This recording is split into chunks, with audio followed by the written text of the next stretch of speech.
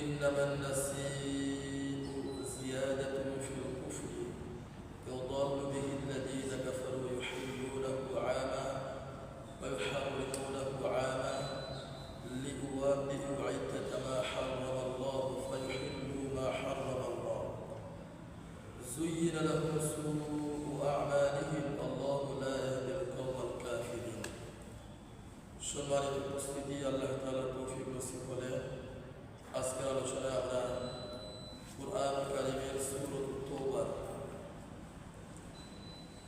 37 নম্বর আয়াত থেকে আলোচনা শুরু করব ইনশাআল্লাহ। ওমা তাওফীকি ইল্লা বিল্লাহ আলাইহি তাওয়াক্কালতু ওয়া ইলাইহি উনীব সুবহানাকা লা ইলমা লানা ইল্লা মা 'আল্লামতানা ইন্নাকা আনতাল আলিমুল হাকীম। উক্ত আয়াতের আলোচনা আগের আয়াতের আলোচনার সাথে সম্পৃক্ত। গতকাল যে বলা হয়েছিল আল্লাহ সুবহানাহু ওয়া তাআলা আকাশ এবং জমিনের সৃষ্টির প্রারম্ভ থেকেই শুরুকাল থেকেই মাস সমূহের সংখ্যা আল্লাহ তাআলার নিকটে কয়টি? 12টা মাস। এই 12টা মাসের মধ্যে মিনহা আরবাআতুন হুরুম, 4টা মাস আল্লাহ পাকের কাছে সম্মানিত। জিলকদ, জিলহজ, মুহররম আর ওদিকে রজব মাস।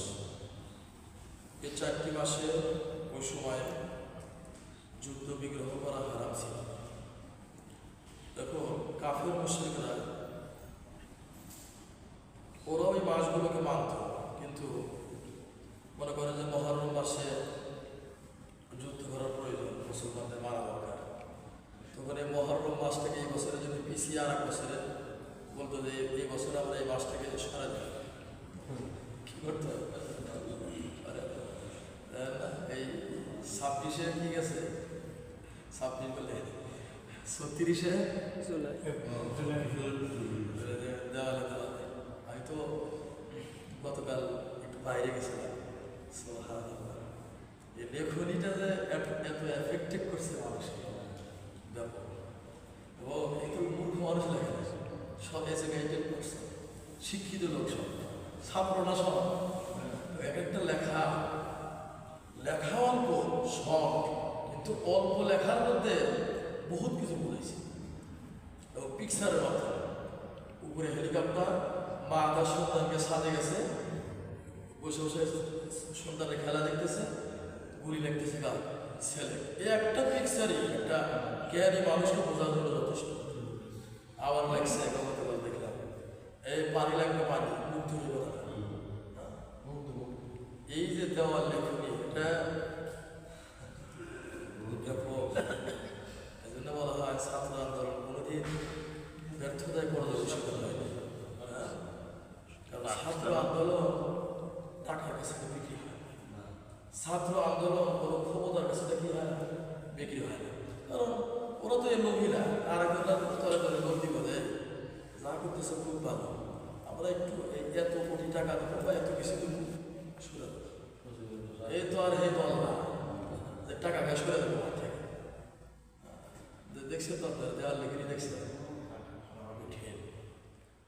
দেখছে ছাত্র তো 26-এ কি 26 বলে 36-এ জুলাই, 36-এ কি জুলাই। যাই হোক, সেটা কথা প্রসঙ্গে চলে আসলে আর কি। তো কাফেররা মুহররম মাস চলে আসলে বলতে যায় না, এই বছর এই মাসটাকে আমরা পিছিয়ে দিলাম। যে মাসে যুদ্ধ যায় ওই মাস নিয়ে এসে ওই মাস কি পিছিয়ে দিতে।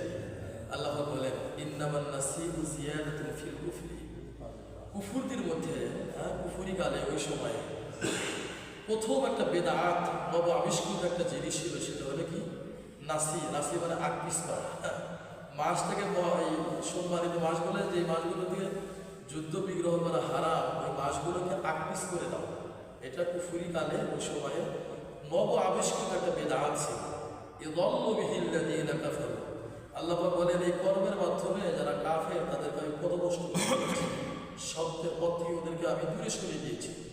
ইউহিল্লুনাহু আমা, ওরা এক বছর কি করে, আম মানে বছর, এক বছর মাসটাকে হালাল মনে করে, কয় না এক বছর ঠিক আছে, যুদ্ধ বিগ্রহ নাই, ঠিক আছে, এবছর আমরা মহররম মাস, জিলকদ মাস, জিলহজ মাস, রজব মাসকে আমরা হালাল হিসেবে মানলাম, মানে এই মাসে কোনো যুদ্ধ বিগ্রহ হবে না।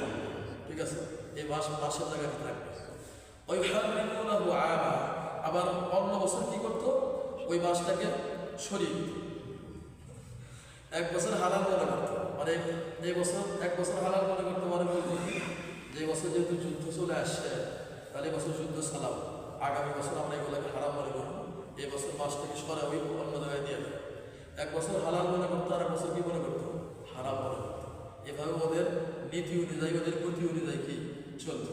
কিন্তু নীতি এবং গতি নির্ধারণ কারক কে?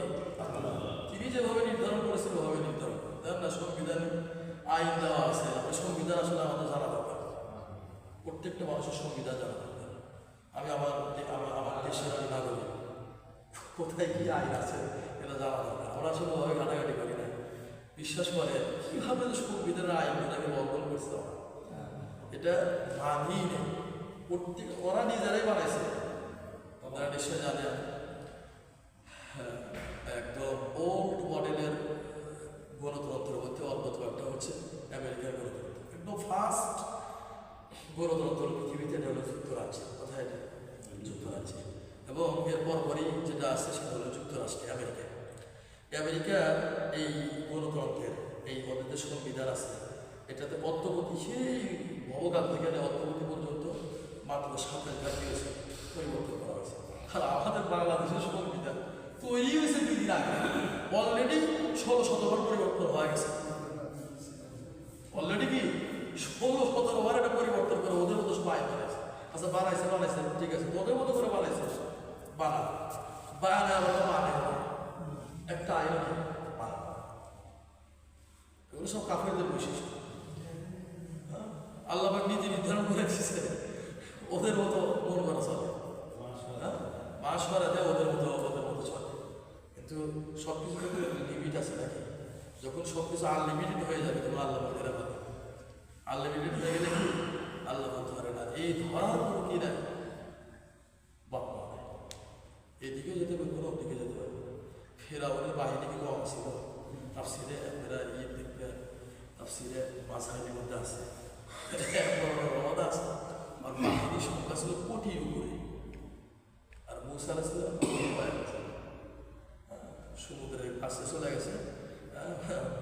লোকজন বলতেছে মুসা আলাইহিসসালামকে ধরা ধরা গেল, সামনে সমুদ্র, পিছনে মুসা, ফেরাউনের বাহিনী, কোন দিকে যাবে? মুসা আলাইহিসসালাম বলে ভয় নাই, আল্লাহ পাক ইজারা দিলে আঘাত করে। কে কল্পনা করতে পারে না যে ফেরাউনের বাহিনী ধ্বংস হবে। এতটাই পাওয়ারফুল ছিল যে একটা মানুষ যদি রেগে নিষ্ঠে চলে যেত, হাত পায়ে প্যারাক লাগিয়ে জমিনে সাপ, বিচ্ছু, বিষাক্ত আরো অন্যান্য প্রাণী লেলিয়ে দিয়ে তাকে কামড়াতে থাকে, অত্যাচার করত। পৃথিবীর কেউ ছিল না ফেরাউনের এই কথার বিরোধিতা করে একটা স্লোগান উঠাবে, এরকম কেউ ছিল না। এরপরও আল্লাহ পাকের ফেরাউন বাহিনী কিভাবে ধ্বংস করছে? জুমদু আল্লাহ পাকের অসংখ্য সৈন্য বাহিনীর মধ্যে থেকে একটা সৈন্য বাহিনী পানি, কি পানি একটা আল্লাহ পাকের কি সৈন্য বাহিনী। এই পানি সৈন্য বাহিনীতে আল্লাহ ফেরাউন বাহিনী কি করছে? ধ্বংস করছে। আল্লাহ পাকের অসংখ্য সৈন্য বাহিনীর মধ্যে একটা বাহিনী মশা, কি মশা, এই ন্যাংরা মশা দিয়ে মরুভূমি শেষ করছে। ন্যাংরা মশাটা কি? আর আমাদের বাংলাদেশে ছাত্র জনতা একটা সৈন্য বাহিনী আল্লাহ আর এক জালের কথা বলে দিচ্ছে। মানুষ এগুলো বোঝে না, আসলে চিন্তাও করে কিচ্ছু বলার দরকার নেই। যারা বিবেকবান লোক ওরা বুঝতে পারবে, ওরা অলরেডি বুঝা পালাইছে। এর চাইতে লাঞ্ছনা আর কি হতে পারে যে যেই লোকগুলো যাদের অনুসরণ করতো সব গাড়ি উঠিয়া বলেছে, এর সাথে লাঞ্ছনাদায়ক কিছু আছে? বলেন, কাদের অনুসরণ করতো? কাদের পিছনে তোমরা যদি স্লোগান? কোথায় গেল তারা? ওরা সব ফেলে রেখে, অস্ত্রের বুকে রেখে, ওদের বিপদে ফেলে, তাদের তারা গটি পালা চলে গেছে। এর সাথে লাঞ্ছনাদায়ক ব্যর্থতাজনক বিষয় হতে পারে। তো সংবিধান তারা যদি একটু পরে দেখবেন, সংবিধান করবে না ওই আমাদের আইনগুলা, আওয়ামী লীগের আমাদের আইনগুলোর সাথে মিলে গেল। ওরা কি করছে? সংবিধানে কি আছে? প্রত্যেকটা আইন ওরা লঙ্ঘন করছে, প্রত্যেকটা আইন কি করছে? লঙ্ঘন করছে। ওরা মনে যা আছে তাই করছে। কাফেররা এরকম করতো। পাক 4টা মাস নিষিদ্ধ করে দিলেন, এই মাসগুলোতে যুদ্ধ বিগ্রহ করা হারাম। যুদ্ধ চলে আসছে, জিলহজ মাসে জিলহজ মাসে কয় যে এই মাস এই বছর আমরা এটা মানবো না, এই বছর এই মাসটা সরাতে সরাই কি বন্ধ দেখা দিয়ে দাও যে এই মাসে যুদ্ধ বিগ্রহ করা হালাল ওটা নিয়ে আসো। ওরাও তাই করতো, ওদের মন করার ইচ্ছা ওটাই করতো। লিওয়াতিউ ইদ্দাতা মা হারামাল্লাহ, আল্লাহ পাক বলেন যে আল্লাহ ইদ্দাতা মা হারামাল্লাহ, আল্লাহ পাক যা হারাম করেছেন যে মাসগুলো, এই সংখ্যাগুলোকে সামঞ্জস্য করার জন্য এটা করতো। ওরা কি করতো? মাছগুলো ঠিকই মানত, কিন্তু কি করতো? আটকিস করতো, কিন্তু মাছগুলো মানত। ওই 4টা মাছ যা হারাম ওটা মানত, কিন্তু কি সবাই যাতে করে আল্লাহ পাক যা হারাম করেছেন ওগুলো যাতে করে ওগুলোকে হালাল করে নিয়ে যুদ্ধ বিগ্রহ করতে পারে, এই জন্য ওরা এগুলো আটকিস করতো। আল্লাহ পাক বলেন যুয়িনা লাহুম সুউ আমালিহিম, আমি তাদের কর্মগুলোকে, খারাপ কর্মগুলোকে ওদেরকে সুসবল করে দিয়েছিলাম, খারাপ কাজকে ওদের কাছে ভালো লাগিয়ে দিয়েছিলাম। আর এতটাই ভালো লাগছিল যে বারবার করতেছিল, করতে করতে করতে করতে যখন পিঠ দেওয়ালে থেকে যায় তখন আল্লাহ পাখি ধরে ফেলেন। দেখেন, এটাই আল্লাহ পাখির নীতি। পৃথিবীতে যারা বেশি মারামারি করে, যারা বেশি উগ্রপন্থী হয়, আল্লাহ পাক ওদেরকে এই কাজগুলো এতটাই সুশোভিত করে দেয় যে ওরা ভালো মনে করে এগুলো করতে থাকে। করতে করতে করতে করতে করতে করতে যখন লিমিট শেষ হয়ে যায় তখন আল্লাহ পাক ধরে ফেলেন। এটাই আল্লাহ পাকের নীতি। আল্লাহ পাকের কি? এটাই নীতি। মানুষ দেখবেন যখন খারাপ কাজ করে, আল্লাহ পাক ওই কাজটা কাছে কি করে দেন? ভালো করে দেন। ও মনে করে আরে কাজটা খুব ভালো, এত ভালো মনে করে করতে করতে করতে করতে যখন একটা সময় চলে আসে, আল্লাহ পাক খপ করে দেখে ধরে ফেলেন। আল্লাহু লা ইয়াহদিল কওমাল কাফিরিন, আল্লাহ পাক কাফের সম্প্রদায়দেরকে উপরে হেদায়েত দান করেন। কাফের জাতিদেরকে আল্লাহ পাক কি করেন না? হেদায়েত দান করেন।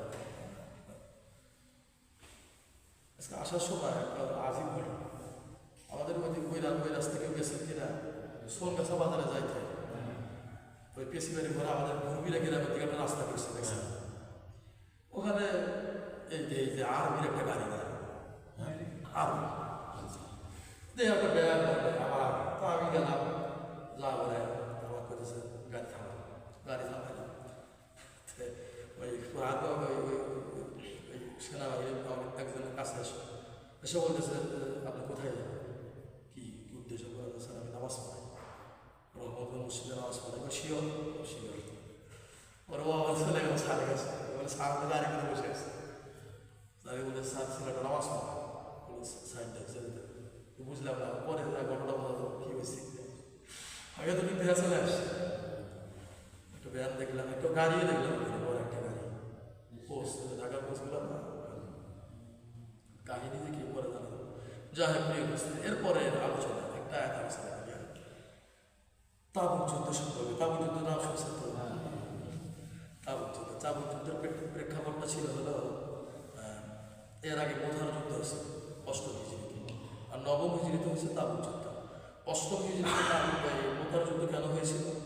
মোথার যুদ্ধ হয়েছিল রাসূল করিম সাল্লাল্লাহু আলাইহি ওয়াসাল্লাম একটা দূত ছিলেন, সুরাহবিল, তার নাম ছিল আমর ইবনে সুরাহবিল সম্ভবত।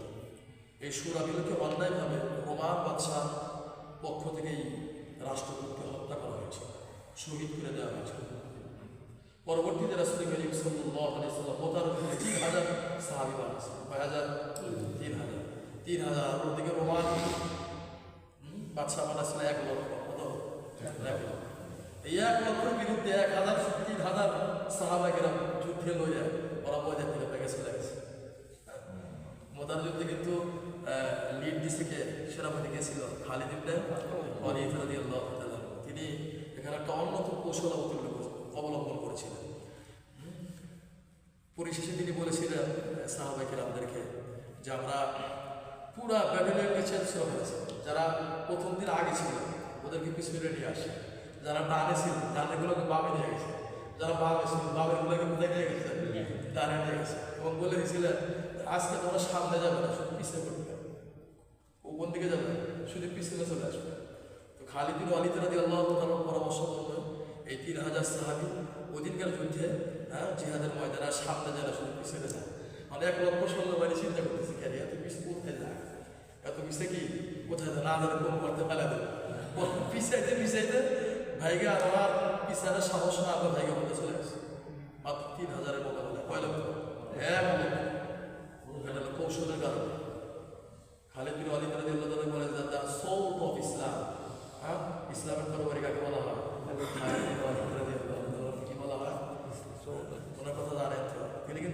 জিহাদের ময়দানে শহীদ হতে পারেন।